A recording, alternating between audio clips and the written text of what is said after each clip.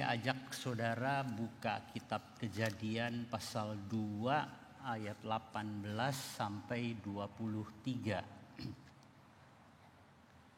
Kejadian pasal 2 ayat 18 sampai dengan ayat 23. Apakah mungkin untuk ditampilkan di layar? Kalau bisa ditampilkan jauh lebih baik supaya semua orang bisa baca ayat-ayatnya. Pada khotbah biasa saudara tidak usah cermati ayat-ayat ini, tapi untuk kali ini saya betul-betul minta kita membaca ayat-ayat ini dan meneliti sedikit lebih tajam ayat-ayat yang nanti kita baca. Kalau saudara tidak lihat ayatnya, saudara tidak bisa terlibat untuk melihat apa yang Tuhan kerjakan. Ya, nggak bisa ditampilin ya. Kalau nggak bisa, buka HP kita kalau ada Alkitabnya.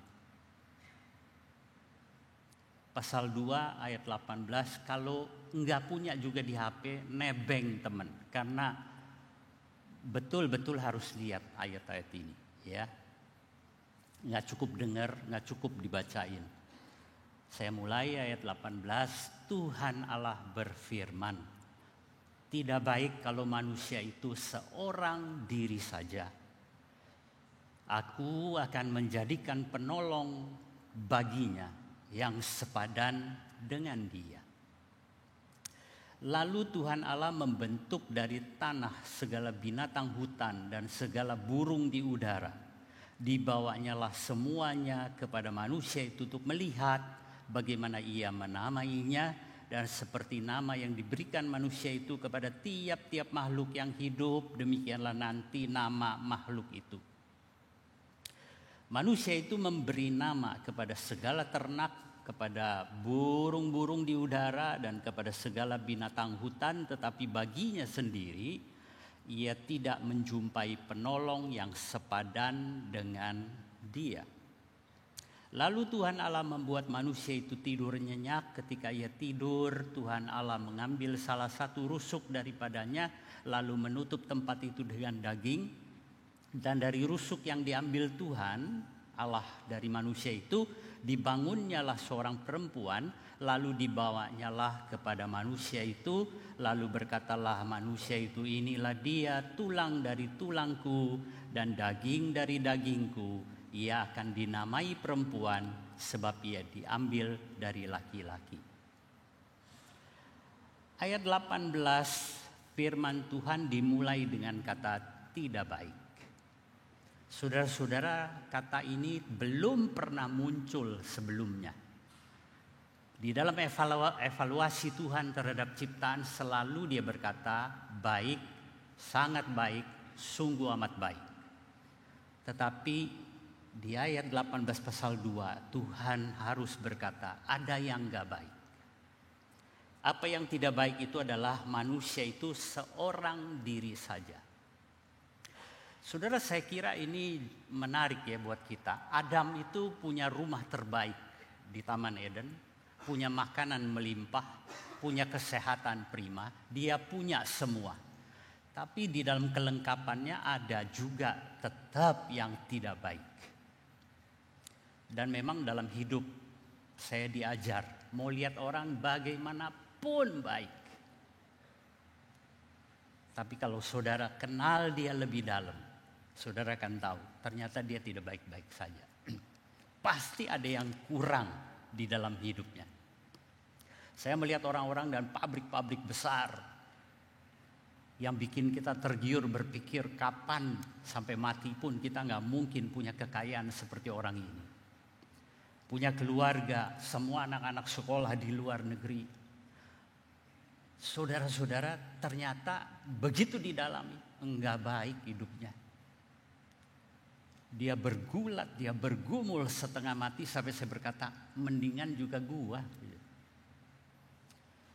Apa yang Allah lihat, saudara-saudara, ada yang tidak baik. Tapi syukurnya, berita anugerahnya adalah Tuhan tidak sekedar melihat yang tidak baik, apa yang tidak baik dalam hidup kita, tetapi Dia kemudian memutuskan untuk menjawab kebutuhan itu. Lihat ya ayat ini, tidak baik kalau manusia seorang diri saja, langsung disambung, aku akan menjadikan penolong baginya yang sepadan dengan dia. Maka dibuatlah Adam tertidur, kemudian dari rusuknya diambil, dibangunlah Hawa, setelah itu diserahkan kepada Adam. Dan sajak pertama, puisi pertama manusia tulis itu puisi cinta. Inilah tulang dari tulangku, inilah daging dari dagingku. Adam menyambutnya dengan sangat gembira. Saudara-saudara, kalau ngomong sampai di situ, nenek kita juga tahu khotbah seperti ini. Yang menjadi pertanyaan saya adalah, kenapa ayat 18 setelah mengevaluasi, merencana untuk menciptakan penolong sepadan, Allah tidak langsung ke ayat 19 dan ayat 21 sampai 23. Uraian saya tadi itu dari ayat 18, saya langsung loncat ke ayat 21, 22. Iya kan?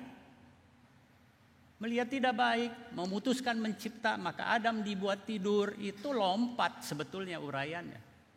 Saya melompat 2 ayat 19 dan 20. Karena di dalam kenyataannya tidak seperti yang saya uraikan. Setelah melihat sendiri tidak baik, Allah memutuskan menciptakan Hawa, menciptakan penolong sepadan. Yang terjadi adalah dia tidak bikin Hawa, dia bikin binatang.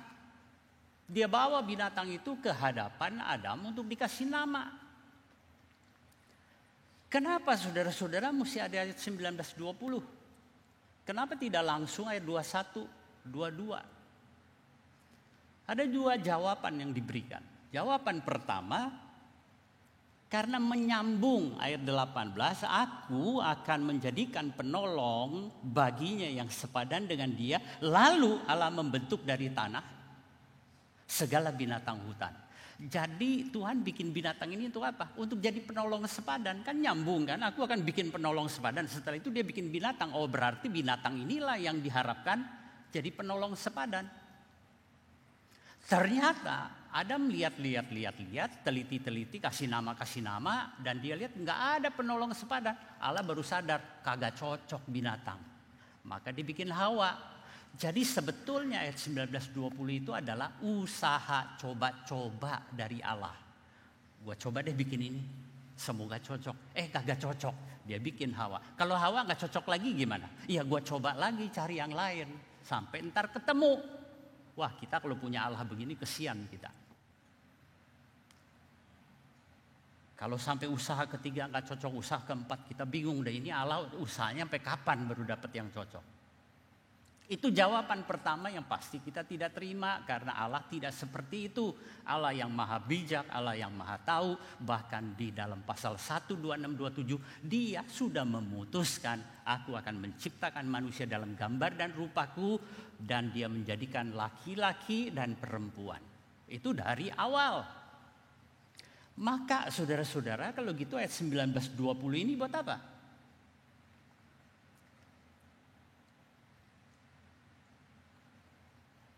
Ketika Adam memberi nama, saudara lihat gak? Ada satu kalimat yang muncul dari Adam yang sebelumnya ada pada Tuhan. Kalimat apa? Dalam pemandangan Tuhan yang kemudian jadi pemandangan Adam. Kalimat apa itu? Lihat Alkitabnya. Kalimat apa yang muncul di ayat 18 itu kemudian muncul di ayat 20. Cuma posisinya yang satu ada di benak Allah, satu lagi ada di benak. Ayat 20 dikatakan, tetapi baginya sendiri ia tidak menjumpai penolong yang sepadan dengan dia. Ini penemuannya siapa? Adam kan? Tapi ayat 18 itu penemuannya siapa? Allah kan? Saudara lihat gak?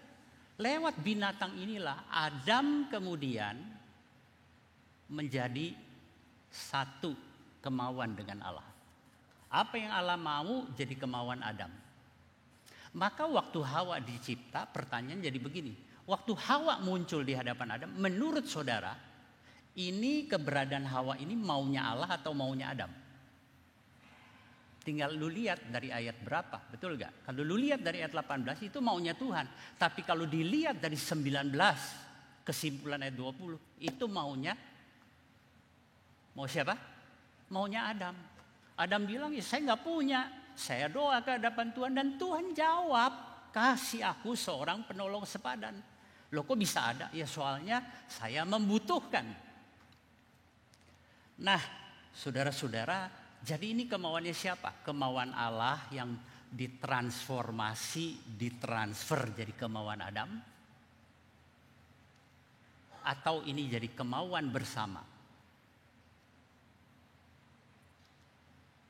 Jelas kalau dari ayat 18, Tuhan membentuk Adam sampai dia menyadari.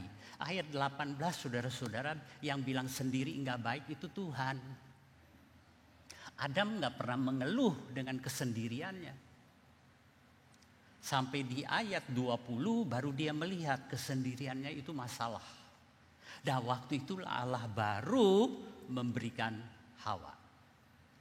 Nah dari sini kita mengembangkan lebih rumit ya apa yang kita baca dari Alkitab. Sekarang yuk coba kita hapus pasal 2 ayat 18. Kalau pasal 2 ayat 18 itu tidak ada di Alkitab kita, apa jadinya? Yang ada 19, 20, 21, 22, 23. Allah cipta binatang, kasih nama oleh oleh Adam. Setelah itu dia menemukan tidak ada penolong sepadan. Saat itulah Allah kemudian memberikan kepadanya. Jelas kalau nggak ada ayat 18, apa yang Tuhan lakukan adalah jawaban untuk kebutuhan Adam. Berhenti di situ. Jadi Adam punya kebutuhan, mungkin dia doa, dia minta pada Tuhan dan Tuhan kemudian mengatakan, iya ya benar ya, lu perlu penolong sepadan. Saat itulah Tuhan menyadari ada kebutuhan pada Adam dan dia menyediakannya. Saudara, pola pikir seperti ini yang membuat kita merasa doa itu penting. Doa itu apa? Doa adalah karena saya punya kebutuhan. Dan saya perlu memberitahu Tuhan. Sampai ada bahkan pendeta dulu mengajar gini. Kalau kamu punya kebutuhan, mesti spesifik beritahu Tuhan. Kalau butuh mobil, warna apa, model apa. Imajinasikan itu. Karena Tuhan kagak tahu nanti ngasih mobil dikasih gerobak lu mau. Imajinasikan itu Yonggi Cho ya, dimensi 4. Udah pada kagak baca itu buku karena sudah gak laku. Beritahu Tuhan apapun kebutuhanmu. Nanti Tuhan berkata, waduh kalau lu kagak kasih tahu gua mana tahu. Itu fungsi doa. Yang kedua, fungsi doa adalah bagaimana memikirkan supaya Tuhan tergerak menjawab doa saya sesuai dengan kebutuhan saya. Maka dicarilah saudara-saudara orang-orang yang punya kuasa doa. Karena kalau mereka yang berdoa, Tuhan jawab. Dan kita juga nyari apa ya kuncinya supaya doa saya itu manjur. Doa saya menghasilkan. Dan kalau Tuhan jawab, kita puji Tuhan, kita nyanyi, syukur Tuhan itu baik, Tuhan itu dengar doa dan seluruhnya. Dan kita mulai bersaksi bagaimana dari butuh sampai Tuhan jawab. Itu kalau nggak ada ayat 18. Tapi kalau ada ayat 18, kita ilangin 19-20. Apa jadinya? Jadi Tuhan lihat nggak baik ya lu, gua bikin Hawa setelah itu nganter ke hadapan Adam.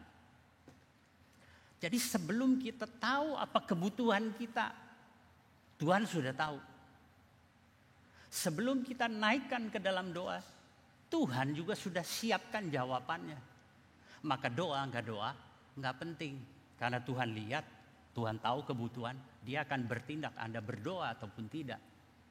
Itu kalau nggak ada 19-20. Tapi dengan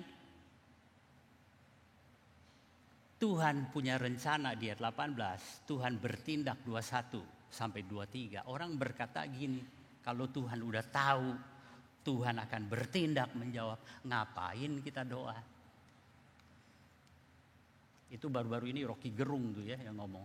Kita doa sama Tuhan karena dia nggak tahu, maka kita berdoa. Terus ditampilin jawabannya Pak Stephen Tong. Saudara-saudara, kalau nggak ada 1920, Tuhan bikin nggak Hawa?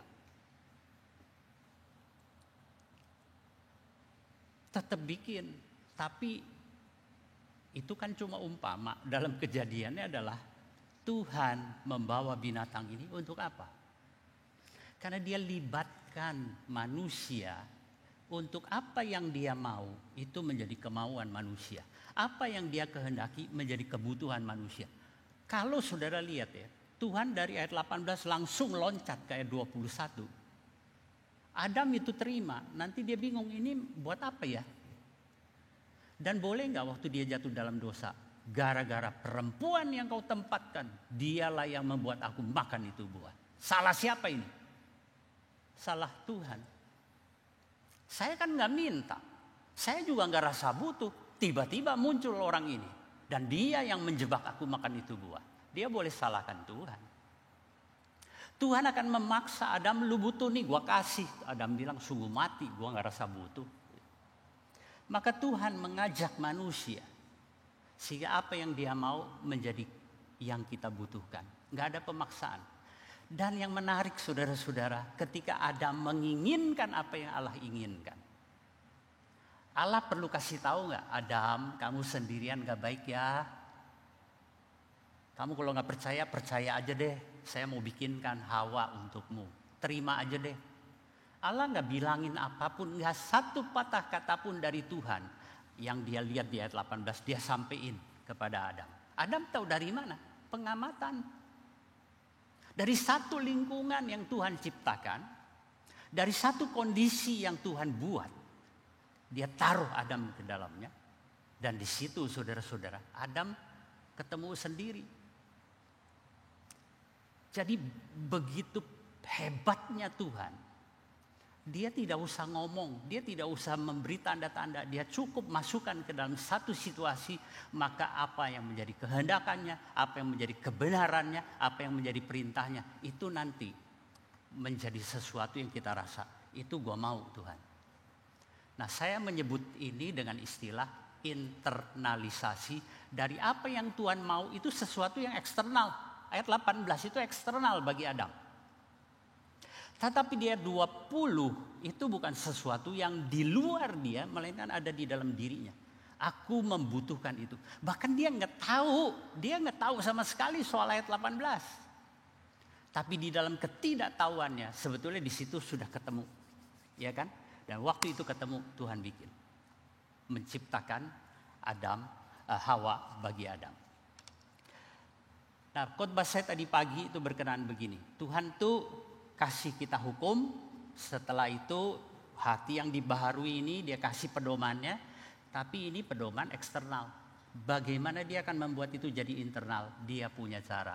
Ini cuma salah satu cara.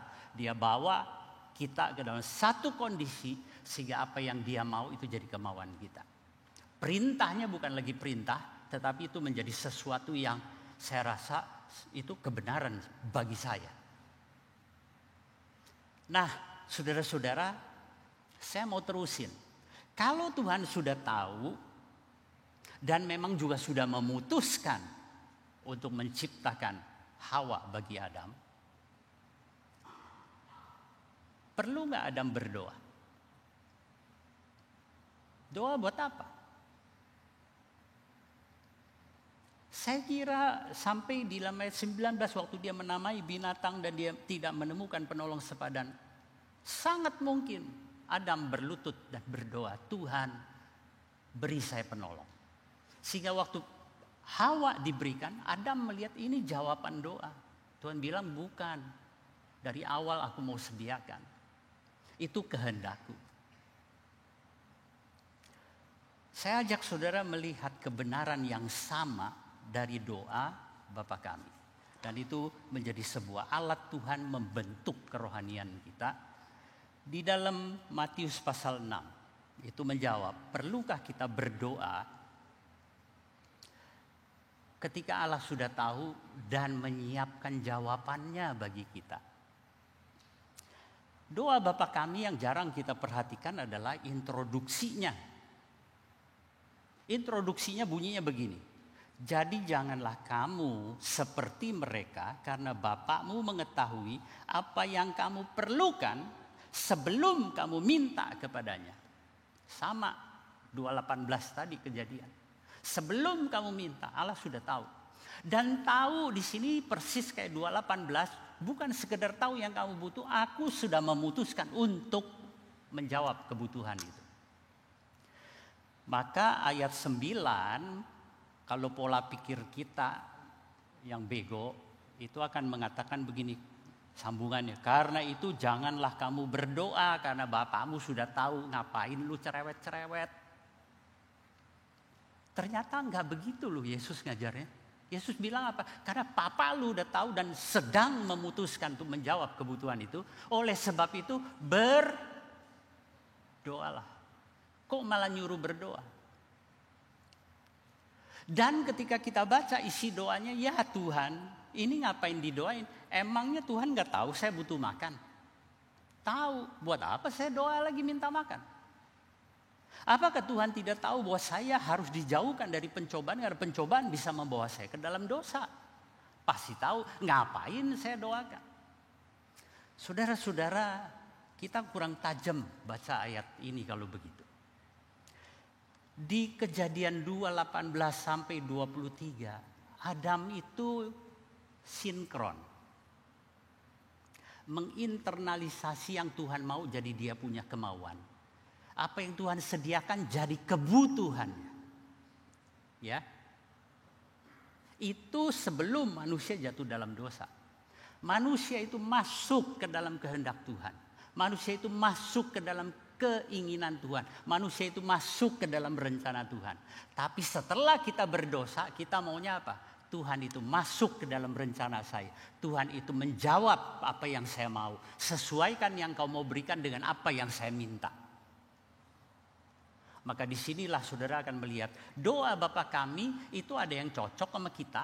Ada yang totally gak cocok sama kita. Saudara butuh makan dan kita minta kepada Tuhan, tolong sediain saya makanan. Cocok gak? Antara yang Tuhan mau sediakan sama yang saya butuhkan. Saya butuh makan. Tuhan bilang, ya gue juga tahu memang gue lagi mau sediain lu makan. Apa yang gak cocok? Sehingga disitulah doa Bapa kami akan menjadi proses pembentukan kerohanian kita. Dan itu gak gampang. Kata secukupnya cocok gak? Siapa yang di sini Tuhan kasih aku yang hari ini makan 3 kali, ya udah 3 kali aja, buat besok ya besok lah. Gitu.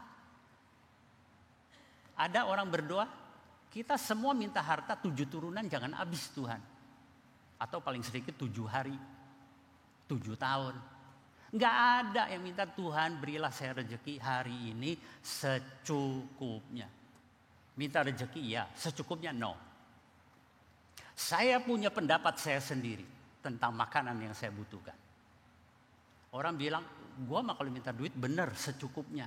Cukup untuk memenuhi apa aja yang saya mau. Ampunilah kesalahan kami. Saudara butuh itu? Amin. Kita butuh pengampunan. Banyak kesalahan, banyak perilaku kita yang menyakitkan. Yang kalau saudara ingat, saudara sendiri sedih kok. Saya pernah baca satu cerita bapak umur 70. Masih ingat kesalahan yang dia lakukan pada waktu anaknya kelas 5. Masih nangis waktu cerita kesalahan yang dia lakukan itu.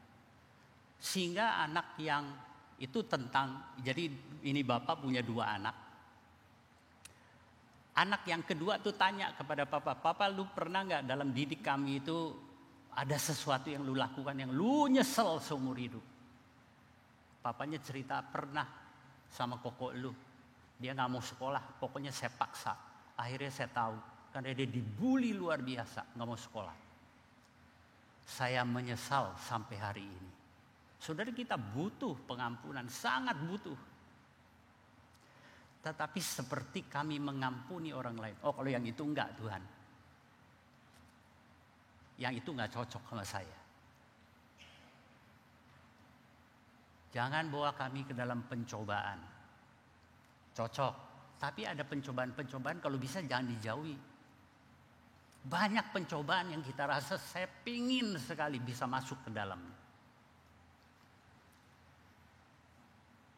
Dalam karir, dalam kehidupan kita tiap-tiap hari ada banyak pencobaan-pencobaan yang kita pingin sekali ada di dalamnya. Enggak cocok ketika Tuhan berkata jauhkan kami dari pencobaan. Nah, saudara-saudara, jadi disitulah doa Bapa kami sebetulnya enggak sesederhana itu. Kita mau dan Tuhan mau, di situ ada apa yang Dia mau sediakan dengan apa yang kita minta, mesti ketemu. Dan Tuhan punya cara. Ada banyak saudara di Alkitab saya membaca Tuhan memakai berbagai cara. Pada Adam dia bikinin binatang. Pada Paulus, saudara tahu dia pernah naik ke surga? 2 Korintus 12. Akibatnya dia jadi sombong. Betul saudara-saudara, Paulus itu di pasal 11 2 Korintus mengatakan berbagai penganiayaan yang bikin dia gak kuat. Tuhan ajak dia ke surga sampai dia berkata gini, seluruh penderitaan kita hari ini dibandingkan dengan kemuliaan yang akan datang, gak ada apa-apanya. Saya percaya kalimat itu keluar setelah dia ada di surga. Lihat Tuhan, ketemu Tuhan di surga. Tapi itu bikin dia sombong. Gue pernah ke surga, gue pernah ketemu Tuhan. Tuhan bilang gak bisa begitu. Maka duri dibiarkan di dalam dagingnya. Paulus bilang supaya aku tidak meninggikan diri karena penglihatan itu. Maka diutuslah utusan iblis menjadi duri di dalam dagingku. Saya tanya. Naik ke surga tingkat 3 berkat bukan? Berkat bukan? Ditaruh duri di dalam daging Paulus. Berkat bukan? Supaya dia tidak meninggikan diri. Berkat bukan?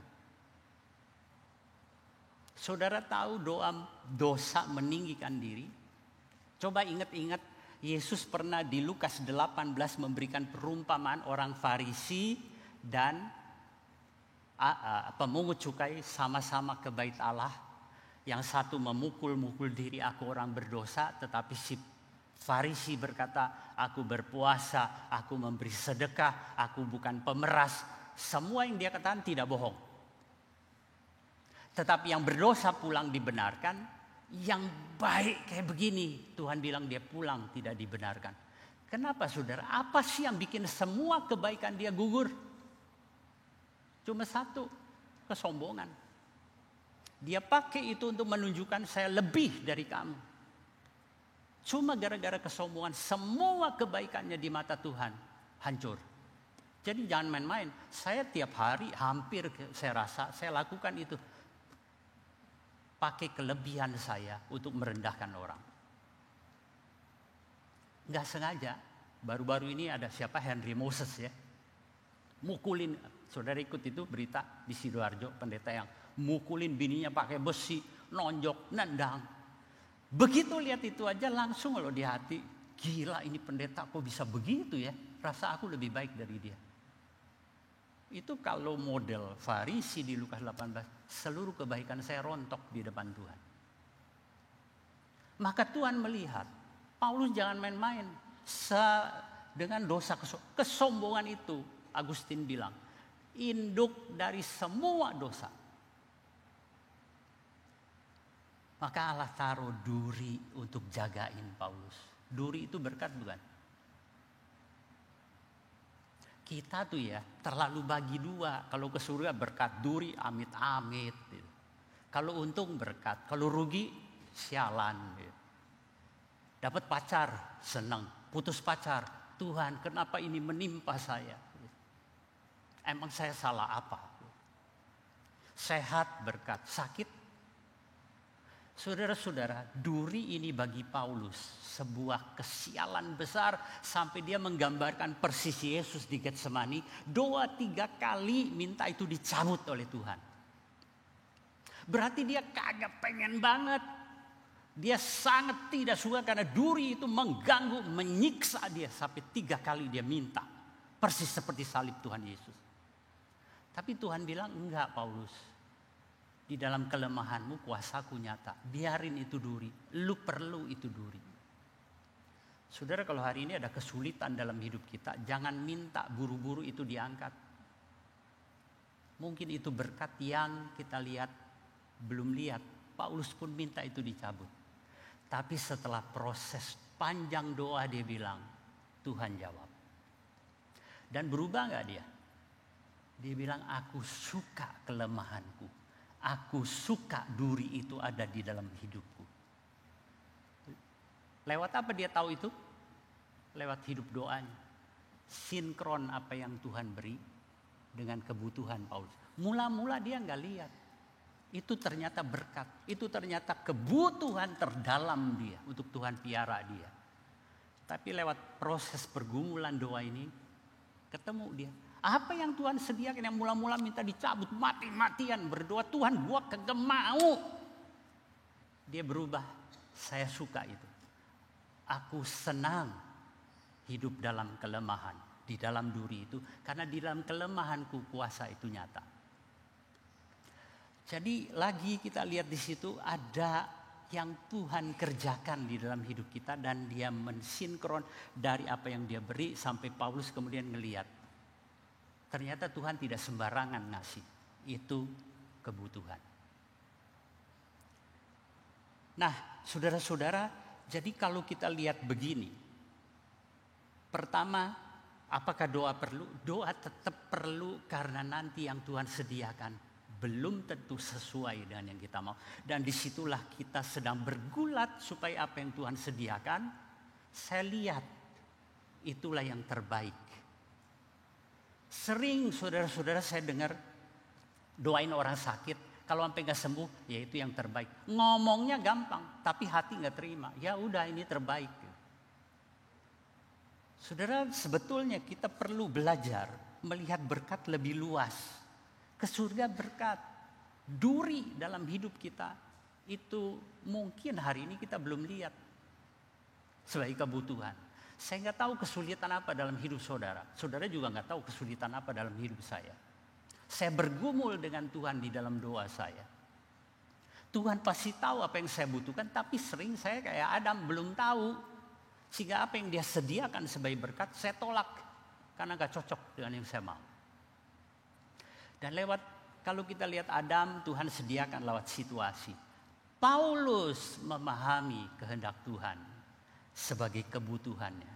Lagi-lagi duri yang dari Tuhan itu tadinya eksternal, sekarang terinternalisasi jadi kemauan saya. Waktu dia tolak, dia gak mau. Saya tidak butuh, saya tidak mau. Tapi ditutup dengan berkata, aku mau itu. Saudara sama, waktu Tuhan sediakan Hawa, Adam bilang, aku mau itu kebutuhanku. Paulus juga sama.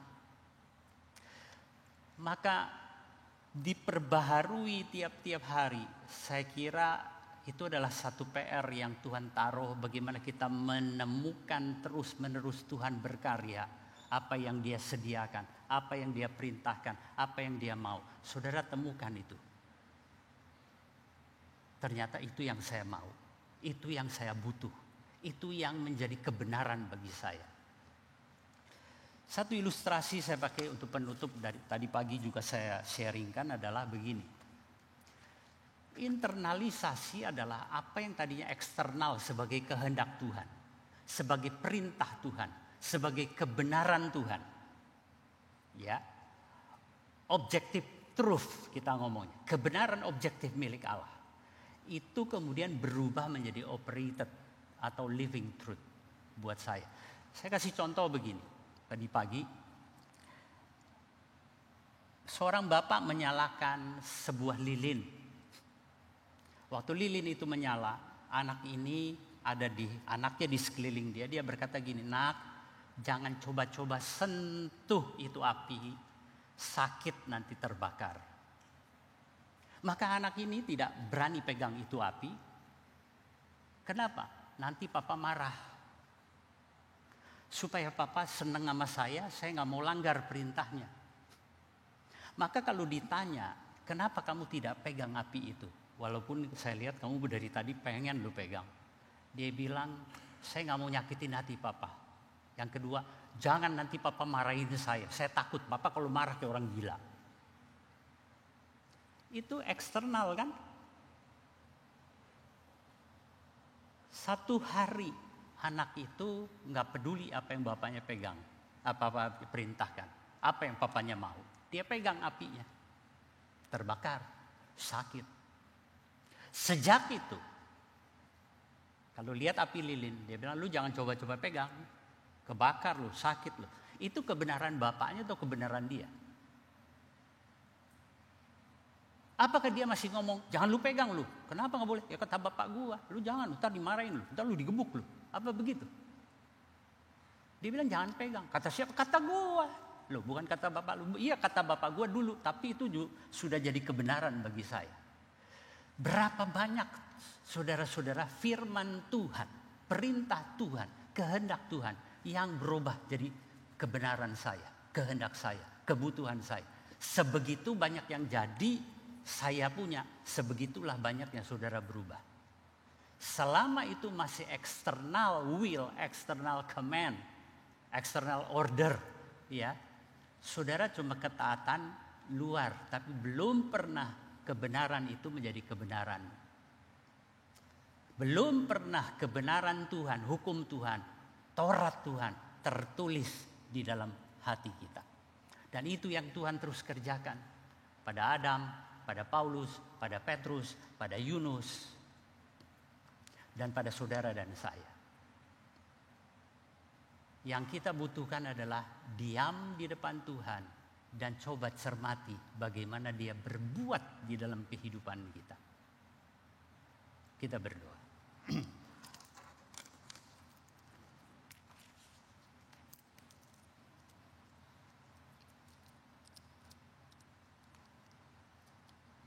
Tuhan, kami diselamatkan 100% karya Tuhan. Maka pembentukan kami menjadi serupa Kristus juga 100% karya Tuhan. Engkau terus membentuk kami supaya kemauan-Mu menjadi kemauan kami, perintah-Mu menjadi kebutuhan kami, dan kebenaran-Mu sebagai kebenaran yang eksternal menjadi kebenaran internal di dalam kami. Sehingga ya Tuhan, ketika kami mentaati apa yang Kau mau, kami rasakan kami sedang memenuhi kemauan kami sendiri. Tidak ada pemisahan, tidak ada pemaksaan dari Tuhan buat kami. Dan disitulah kami melihat Tuhan pelan-pelan, walaupun sangat lambat, Engkau sedang berkarya di dalam hidup kami. Banyak hal yang Tuhan ubah dalam hidup kami, tetapi juga banyak hal yang masih tersisa, yang kami masih gumuli.